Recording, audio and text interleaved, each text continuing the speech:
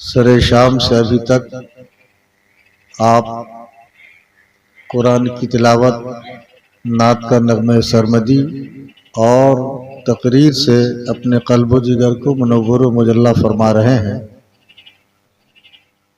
شہدائے Karbala conference committee کے سارے افراد کو مبارکبادی پیش کرتا ہوں کہ انہوں نے اپنی عقیدت کا نذرانہ کانفرنس کے انداز میں امام حسین اور شہیدان کربلا کو پیش کیا۔ آپ سبوں کو بہت بہت مبارکبادی پیش کرتا ہوں۔ خاص طور پر بابو بھائی اور ان کے صاحبزادے بابو شہنواز اس میں پیش رہے۔ اللہ ان تمام حضرات کو اپنی حفاظت میں رکھے اور جس جذبہ، خلوص، عقیدت اور محبت کے ساتھ انہوں نے اس کانفرنس کا انعقاد کیا ہے، اللہ تعالیٰ اس کانفرنس کے صدقے ان تمام حضرات کو سچا پکا امام حسین کا شیدائی بنائے اور دین کا سچا پکا مجاہد بنا دے۔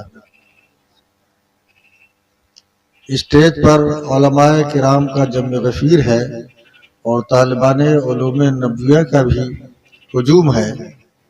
آپ حضرات نے بڑی دریا دلی سے شعرا کو سنا ہے، اچھی بات ہے، نعت سننا چاہیے، منقبت سننا چاہیے، مگر انداز یہ ہو جیسے پاکستانی شعرا پڑھتے ہیں، وہ نعت کا حق ادا کرتے ہیں۔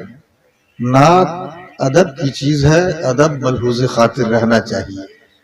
ادب گاہست زیر آسماں ازرش نازک تر، نفس گم کر دمی آید جنید و بایزید جا۔ نعت پاک وہ مبارک عبادت ہے کہ جب حسان بن ثابت رضی اللہ تعالی عنہ نعت رسول لکھ کے لائے تو میرے آقا نے اپنی چادر نبوت کو منبر پر بچھا دیا اور خود نیچے بیٹھ کر حضرت حسان سے نعت پاک سماعت فرمایا۔ تو حضرت حسان کا صدقہ مل جائے تو ہمارے لیے دنیا اور آخرت کی کامیابی کا راز ہے، مگر عقیدت اور محبت اور ادب دونوں ملحوظ خاطر رہنا چاہیے۔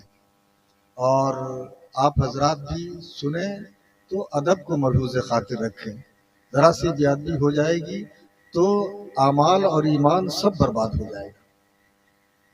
جلسہ جلوس کرنا بڑی اچھی بات ہے، کرنا چاہیے، اس سے قوم کو اپنے اسلاف کی تاریخ معلوم ہوتی ہے۔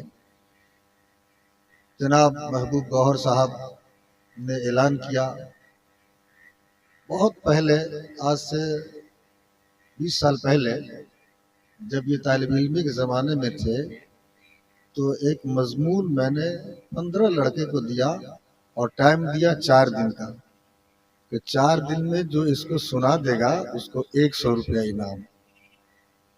کہاں 4 دن 4 راتیں، اس مضمون کو گوہر صاحب نے صرف 15 منٹ میں لا کر سنا دیا۔ اب سوچئے کہ یہ ذہین ہے کہ ذہن ہے۔